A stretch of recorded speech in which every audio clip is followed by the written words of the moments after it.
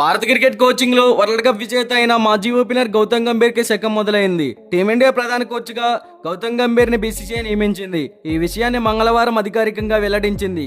రాహుల్ ద్రావిడ్ వారసుడిగా గంభీరే కోచ్ బాధ్యతలు అందుకుంటాడని ఆది నుంచే ప్రచారం సాగిన విషయం తెలిసిందే.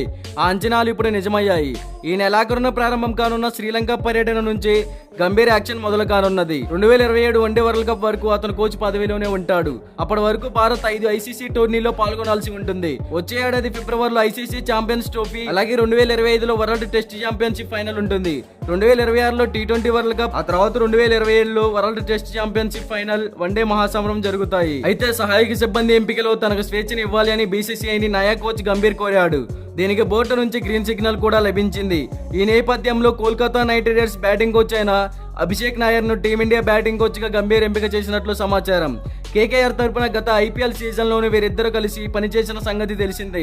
టీమిండియా బాధ్యతల నిర్వహణపై వీరిద్దరు ఓ అంచనాకు కూడా వచ్చారని తెలిసింది. దీంతో బ్యాటింగ్ కోచ్ విక్రమ్ రాథోర్ కు నిరాశ మిగిలనుంది. ఇక ఫీల్డింగ్ కోచ్ టి దిలీప్ ని కొనసాగించాలని గంభీర్ భావిస్తున్నట్లు తెలుస్తోంది. టీమిండియా ఫీల్డింగ్ అత్యున్నత దశకు చేరుకోవడానికి దిలీప్ ఎంతో శ్రమించాడు.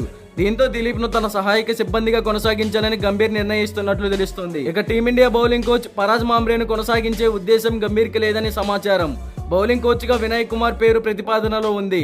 దీని గురించి అధికారిక ప్రకటన రావాల్సి ఉంది. కాగా 2007 T20 world cup, 2011 one day world cup విజేత అయిన గంభీర్ ఐపీఎల్ లో 2012-14 సారథిగా కేకేఆర్ ని విజేతగా నిలిపాడు.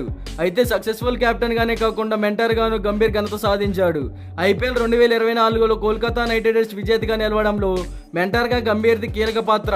ఆటగాళ్లలో ఆత్మవిశ్వాసాన్ని నింపుతూ దూకుడు ఫార్ములాతో జట్టును సిద్ధం చేయడంలో గంభీర్ నేర్పరి.